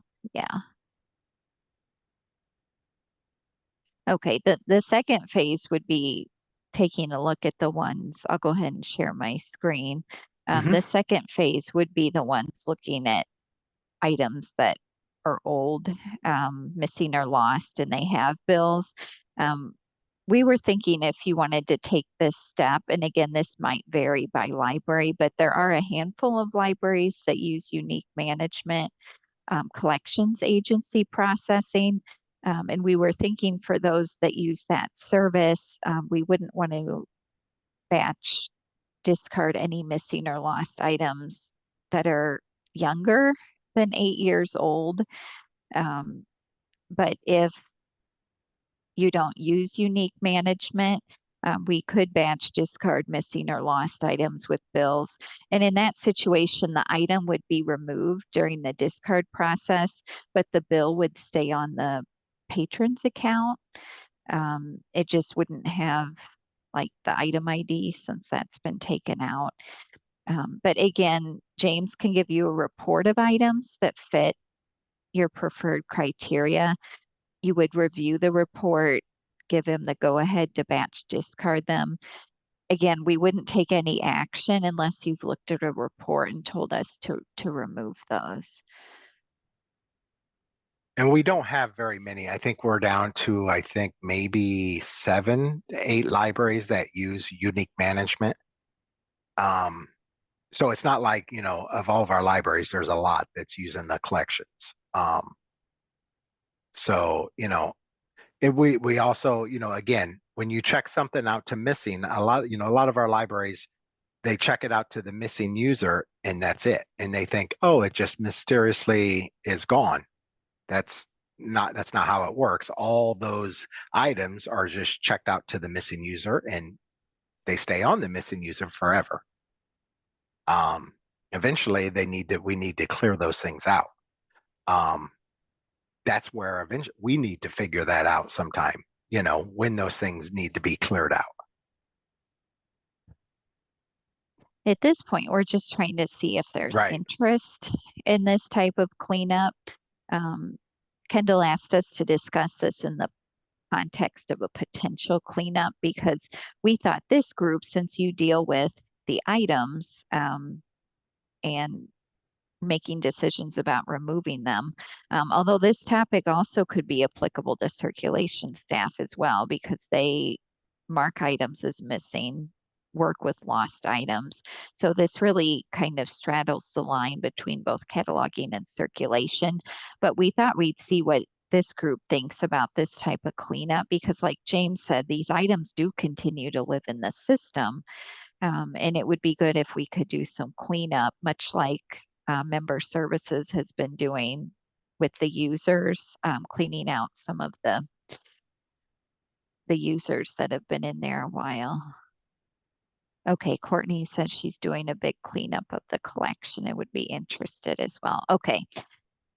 I would say if you're interested in seeing reports of your missing and lost items, would it be okay, James, if they just email the help desk and ask you for a report? And be sure to let him know what your preferred age is, how old the items are. Yeah. That you want to see. And just please, it could take just a little while because we are a little swamped over here. We are going to be, I'm going to be gone next week in Utah with Kosugi. There's other things going on right now. Also, we're going to be doing a workflows upgrade, but we will be, I will be getting to these, but yes, it's just been a little overwhelming in here lately. There's been a few other things going on, but yes, we will get to these. Absolutely, but yes. Okay. I just wanted everyone to be aware. So just in case your reports are delayed a little bit, but yes, I just wanted to explain. That's a good question about Blue Cloud Analytics. We've been using an administrative tool called Data Control, which James briefly mentioned a few minutes ago. That might be a question we could ask Doug about the Blue Cloud Analytics. I'm not sure about that because it's been working well for the administrative tool that we've been using. Let me make a note of that. We did want to mention too that this wouldn't affect items where the home location has been changed to missing or lost. We prefer that you don't change the home location to missing or lost, but we know that's happened for some items. So in the coming months, we'll be reaching out to you if you've been using the missing or lost home location to ask if we can batch discard those for you. Okay, Rebecca's got her hand raised. I just have a quick question about this because like I've been trying to clean up our stuff, and when you're talking about the ones with the bills, and I'll go to remove it and it'll say this item has a bill attached to it. And you know, I forget the wording. I think you just said it, Erica, where it'll say, you know, do you want to remove it but not remove the bill? Correct. And I'll say, yes, but it won't let me remove the item. It's like I have to go in and manually put a bill on that patron's account and then discharge the item from their account before I can delete the item. And that just seems so backwards. Like I'm all about cleaning it up. I've been trying to clean up ours, but it's such a pill because you have to go, and maybe I'm just not doing it correctly. And if that's the case, maybe somebody just call me at another time, like, so I'm not taking up time here, but am I doing it wrong? Or is that the process? Do you know, because the delete title wizard has a bug in it, where if you try to delete multiple items in a row, sometimes it just freezes up, like it won't let you actually delete the item. So if you've been trying to do a few in a row, you may be encountering that bug. That's one of the reasons why we're really recommending the discard user so that you can get rid of it, and not have to go through that extra step that you're talking about. Okay, so you're saying take the item that we already know is lost assumed and just check it out to the discard user, and it's going to say, oh, but this is checked out to somebody else. Do you want to override it? Because won't it do that? If I go to check out something that's a lost assumed that's already on somebody's account, Then it to the won't, discard. it will never go, it will never clear the discard because that's going to have 2 checkouts. Hmm. But you could still put it in the discard. Yeah, but then Yeah, it like, would I mean, I could, It would it would never never, remove it. it would never ever remove it. It would literally stay in the discard user, and no, we would never know unless somebody would tell, because that's a double checkout. This may be a loop that we need to look into. yeah, I just have always had that problem. And so my workaround has always been to I have to go in and manually put the bill on that Mhm. person's account, write a note why I'm putting it on there, and then check the item in so that now my system thinks that it's there. And then I can Sure. either check it out to discard or I can just delete it delete in the it. item wizard, Mhm. you know? Yeah, because if you checked it out, then it's not going to have a bill because it thinks it's not missing it. Right, but it doesn't allow me to delete it because there's a bill, Right. even though it gives me that pop-up and says, hey, do you still want to do this? And I say yes. It doesn't actually do It doesn't actually, it won't do it. Okay. This is the first time I've heard about that issue. I'm glad that you're raising it because I we see Jenny wonder. says she thinks she's had the same problem too. Yeah, I thought it was me and I was like, I must be doing something wrong. So I don't think it's working right if it's not letting you move ahead with the deletion. Okay, let me make a couple notes here and see if we can look into that. If you have a situation, like a specific example where that's happened, please share it with us, like the item ID. That would be okay, I'll look helpful. because I know I've got some because I've been trying to do it like I've had on the denewing list where some are lost assumed and it's just they're not ever coming back. And so I'll look and I'll email you. Okay, that would be great, just so we can try to figure out on our end what isn't working correctly. Any other Don't delete comments, them. questions? Send us examples without deleting them. Yeah, Without good doing point. your workaround. Because if you delete them, we can't. We can't try to replicate it. Yeah. Not a problem. I just appreciate it to An work right. easier way to do this. Yeah. Okay, that's good to know though, because again, to my knowledge, nobody has reported that. So that's helpful to know it's an issue for a couple of you.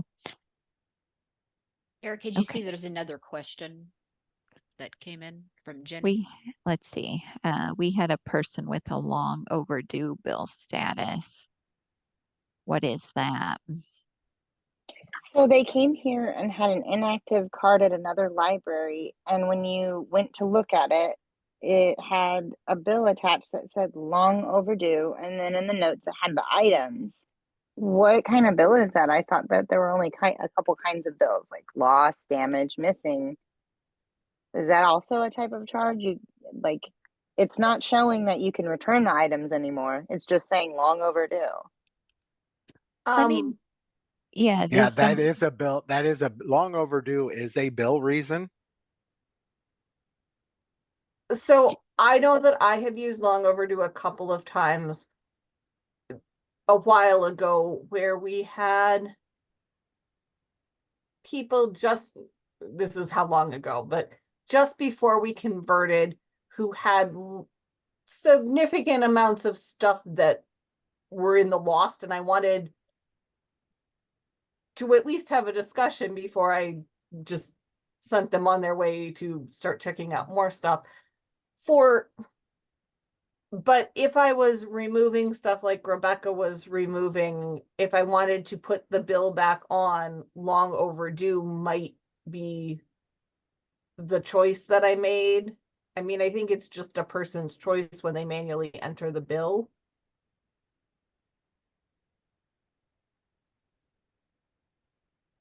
It's not something that the system automatically does.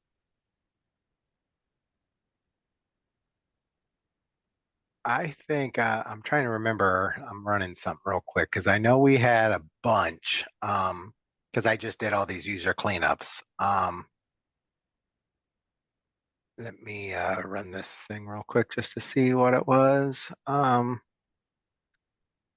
What I can do, Jenny, is I can share your question with member services if they might have more information to share about the long overdue billing reason. But that's helpful to know, Elizabeth, that you've used it in some situations where you think it's helpful. It sounds like it's at library's discretion when it's used. Well, it would be, what it was when I was manually inputting a bill and, the book wasn't damaged, I would input damage, the book, Mhm. that's kind of where it was. And yeah, sometimes I pick what I feel is the best choice in the moment. And it may not always be the best choice in the moment, but You have to make an executive decision. That's what I call it. Okay, Pekin receives a monthly long overdue report. Okay, so it sounds like that's an option too, if that's something your library would like to keep an eye on. Okay. Well, thank you. It's good to know about, it's good to know what everyone else is doing. You know, if people are receiving a monthly long overdue report, that's helpful to know that that's an option. Crystal asks, what are you to use when the item is going to be deleted, but you want to keep the bill? That's the part that sounds like it's not working, not working correctly. Because what's supposed to happen is you can delete the item and it transfers, it keeps, I should say, the bill, but allows you to delete the item. It sounds like that's not working based on what Rebecca shared. So we'll see if we can get an example and see if we can replicate it on our end. It sounds like it's not working like it's supposed to. So this is a question mark at this point. Did you, James, have anything to add? No, I did pull up that numbers. Yeah, we have a total of, not that they really care, but yeah, we have a total of $37,000 out there in long overdue total. So yeah, that is a report that does that because it's about the same as in overdue. So yeah, it is a system one that does that. Let me see what I can find out about this issue where the item needs to be deleted, but it won't let you do the deletion because of the bill. Let me see what I can find out about that. And there may be a listserv post about that potentially if this is a bigger issue. Has anyone else had that problem where you're trying to delete the item and it won't let you because of the bill?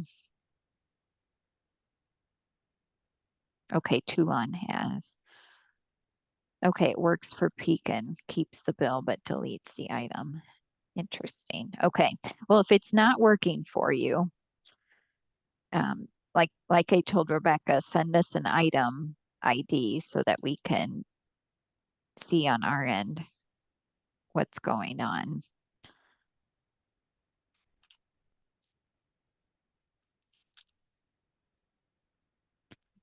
Let me check one thing before we move ahead in the agenda. I don't think there's a property in here.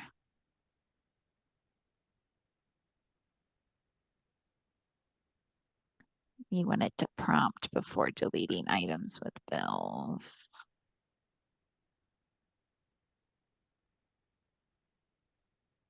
Okay, yeah, if you have an example, please send it to us so that we can try to replicate the issue and figure out what's going on. Okay, any final thoughts, questions about this before we move ahead on the agenda? Thank you everyone for the good input and questions. Some of them we don't have answers for, but we will try to look into them and follow up with you. Okay. What's next on our agenda? We'll move to item 10, OCLC cataloging. Start with a reminder from Erin about OCLC connection browser sunsetting on April 30th. Oh, I had a poll, but let's skip that in the interest of moving ahead. Okay, take it away, Erin, when you're ready. Okay, can you hear me this time? Yes. Okay. Last year, OCLC announced that OCLC connection browser will be discontinued on April 30th of this year.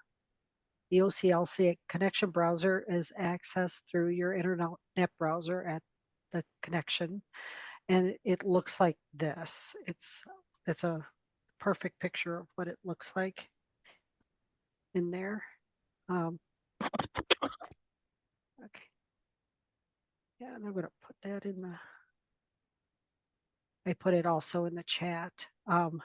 Per this OCLC announcement, once connection browser is discontinued, you will no longer have access to records that have been exported but not yet downloaded. Please take the time to download all your exported records prior to the April 30th, 2024. RSA has received a few questions about the impact of the connection browser sunset on OCLC local holdings maintenance. Some RSA libraries perform local holdings maintenance to keep their magazine holdings updated in OCLC WorldCat, so they are accurate for WorldShare interlibrary loans. If your library uses connection browser to create, edit, and delete magazine local holding records, you will need to transition to Record Manager if you want to continue making those updates. OCLC Connection Client and OCLC Record Manager will continue. These cataloging interfaces will not sunset on April 30th of this year. No need to take any action if you use Connection Client or Record Manager. Training how to use Connection Client and Record Manager is available on the OCLC Metadata Services training page. RSA will continue to offer the BibLoad workshop every other month. This workshop is not complete OCLC Connection Client training, but how to use the client to make bibliographic records usable for RSA with the 949 holdings tag. Export the records from the client and load them into workflows. A final reminder about the discontinuation of the OCLC connection browser will be shared on the RSA listserv closer to April 30th of this year. Please contact OCLC support at support@oclc.org or that phone number if you have questions about connection browser sunset. Using Connection or Record Manager is not required by RSA. Check with your supervisor or director if you are unsure if you should be using OCLC to catalog. Please keep RSA informed if you decide to cancel your OCLC membership. Any questions about the connection browser sunset? I promise this is the last time we're going to be mentioning it during a meeting. I feel like we've mentioned this quite a bit, so this will be the last time. Okay, what is next? The OCLC project to add WorldCat entity UR, is that supposed to be Ls, to records, or URIs, and I don't know what that is. Here we go. Okay, take it away, Jennifer. Okay, URIs. This past December, OCLC started adding WorldCat entities URIs, which stands for Uniform Resource Identifiers, to WorldCat records as clickable links in these marked fields. And I'll show you an example. Why are these being added? Per OCLC, enriching WorldCat MARC records with WorldCat entities, URIs, establishes a bridge between MARC data and link data, providing a starting point for connecting data across local systems and workflows, and for using linked data functionality in local discovery systems. Okay, I'm going to show you.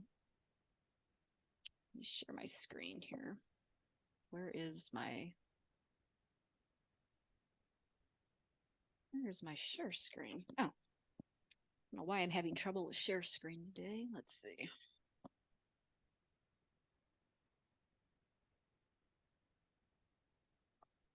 Okay, so hopefully you see my screen here. This is OCLC connection.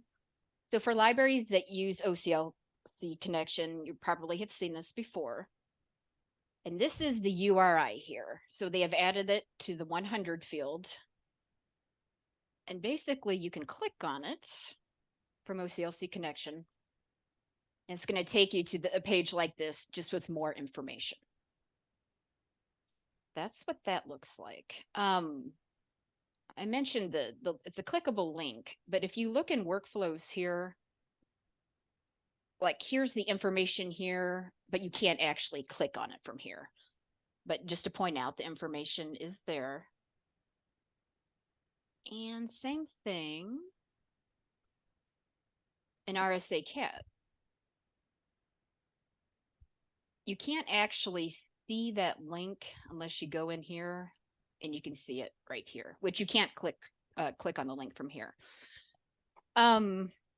We just ask that if you come across these records, if you're a connection library and you come across these records, to please leave the information in. Do not delete the information. Any questions or anything you want to add, Erica? We don't really have a good use for these yet in workflows and RSA CAT. But like Jennifer said, just leave them there because we may at some point have a need for them. So if we start to take them out, we may regret it later, is what I'm afraid of. Yeah, it's not something that we, meaning RSA, is adding. You know, I mean, it's just, Yeah. it's just OCLC, and yeah, we'll see what happens. Yeah, I think that's good. Thank you. Okay, thank you. I just put a screenshot here of what Jennifer showed you. Okay, again, I'm going to skip this in the interest of time so we can try to finish. We're slotted until 3:30, but I would like to try to finish sooner rather than later. Try to be respectful of everyone's time. Okay, what is next on our agenda? The upcoming OCLC cataloging community meeting.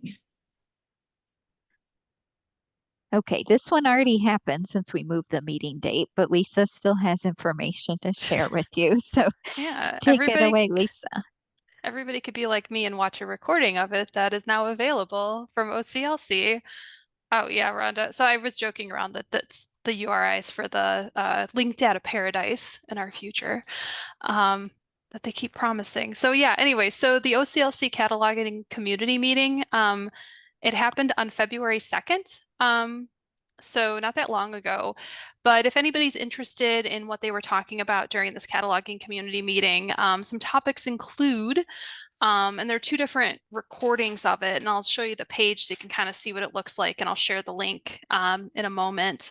But one part of the meeting was focusing on DEI, so diversity, equity, and inclusion in library metadata, and they had two different panel discussions. One was discussing the harmful language in transcribed titles, and it was a case study. The other panel discussion was prejudicial materials working group of RBM's controlled vocabularies editorial group. And they were just kind of discussing and sharing, you know, what they've been doing as far as DEI is concerned with their metadata in their BIB records. And then the other part of the meeting was OCLC updates. So incidentally, they were talking about linked data and the integration of WorldCat entities, those URIs that Jennifer showed us in WorldCat records. They talked about the continuous efforts to enrich and improve WorldCat data and methods to update your local collection. They also discussed ways to optimize e-resource management, access, and visibility using Collection Manager. And they had reminders for users of Connection Browser and the WorldCat Metadata API. So I will share my screen to show you what that looks like. So, and here's the link as well, and I'll pop that in the chat. But if you do decide to watch any of these, they do have the recording slides and links available. And they're really nice and convenient because they divide it into 2 separate videos, especially if you're like strapped for time. So the first video is the DEI section of what they discussed. And then if you keep scrolling a little further down, that's where they have the OCLC cataloging updates. You know, if you've had a preference of which one you wanted to watch. So yeah. So that's a summary of what they discussed. Does anybody have any questions? I hope not, because I don't have answers beyond there's the link. And that's where you find it. So We thought we'd go ahead and share it though, in case anyone was interested. I will admit I didn't attend it because there was something else going on that day, but I've attended in the past and I found the presentations helpful for the bigger picture ideas and cataloging. So just keep that in mind. But again, we're certainly not requiring it of anyone. Okay. What is next on the agenda? Erica is going to update us on trouble with monthly OCLC holdings. Thankfully, since the time this meeting was rescheduled, this trouble has been fixed. We had noticed, and also Ann at Galesburg had reached out to us as well, but we had noticed that our monthly process, OCLC Holdings Manager or OHM, it had not been updating, either adding or removing holdings for our memberships since last September. So after some back and forth with the OHM administrators, we have the process running correctly again. So holdings through the end of last month should be updated. We just got confirmation that the January run of OHM finished processing. It does take further into the month because this OHM process runs for all the shared catalogs in the state of Illinois. So we're all put in line. That's quite a few records to process holdings for. So it's never done immediately on the first of the month. So it, like I said, it does take into the month for the processing to finish. Holdings, items that have been cataloged, deleted, or discarded this month in workflows, those will be reflected in OCLC the next time we run OHM in early March. So we should be caught up, but if you're noticing holdings aren't updated, please reach out to us so that we can take a look at it. Any questions about that? Thank you, Ann, for reaching out to us when you noticed your holdings hadn't been updated. That was helpful so that we had a member library as an example to share with OHM, in addition to just us noticing it wasn't working correctly. Okay. What is next? Next is 2024 RSA bid load workshops. Okay, I have these scheduled for this year. So April, June, August, October, December. They're all posted on L2 and they're also in the cataloging at a glance cheat sheet that Jennifer shared earlier in the meeting. The next BibLoad workshop will be Tuesday, April 9th in the afternoon. So registration's available and it closes April 2nd. Just make sure if you register, you're reading the workshop requirements carefully that are posted both on L2 and in the RSA listserv invitations so that you have enough time to watch those video requirements. We intentionally posted the requirements on both L2 and in the listserv posts, just so you know upfront what the requirements are. So those, like I said, are all on L2 for the rest of this year. Okay, let's take a look back here. Any questions before we do the last couple of agenda items? Okay, the last two agenda items will have Jennifer do, so take it away. All right. So let's see, some new and upgrading RSA members since our last meeting, the Rova Elementary School, and their workflows code is the old one from the high school, if I remember right? Yes, that's the next line here, that their new member library when the high school withdrew from RSA. About half the collection is cataloged, but there's no staff to make additional progress, so not yet live for circulation or holds, and their automation project is paused. Farmer City, so their workflows code is there. They're formerly an RSA union list library. They received the LSAP grant, automation grant. So they finished cataloging. They're live for circulation and holds, and their upgrade is complete. Hooray! Woohoo! Mason Memorial Public Library. All those M's in their workflows code. They're currently a RSA union list library and interested in upgrading their membership level to online. RSA hopes to find out soon if this library will upgrade or withdraw, because now the RSA membership fee structure is finalized. And you can only be a full member, if I remember correctly. Exactly. We're thinking too, now that the fee structure's been finalized, we may know if Rova Elementary School wants to continue as well. So we'll have to see what happens. So we may have some different libraries to mention during the next database meeting. Okay, that's it for that. Service anniversaries. Hooray, lots of them. So Rhonda has been here 11 years as of October. Jennifer Choate, 4 years as of December. And Aaron Roberts, 2 years as of this month. Hooray. If anyone has celebrated a service anniversary since our September 21st database meeting, please share in the chat and we can celebrate everyone.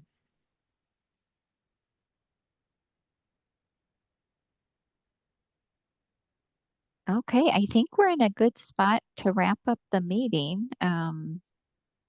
Thank you, Jennifer, for presenting those couple agenda items. Do you want to do the last slide? Sure, why not? If you have any questions about what we discussed, contact the RSA Help Desk, help@rsanfp.org. Phone number is there.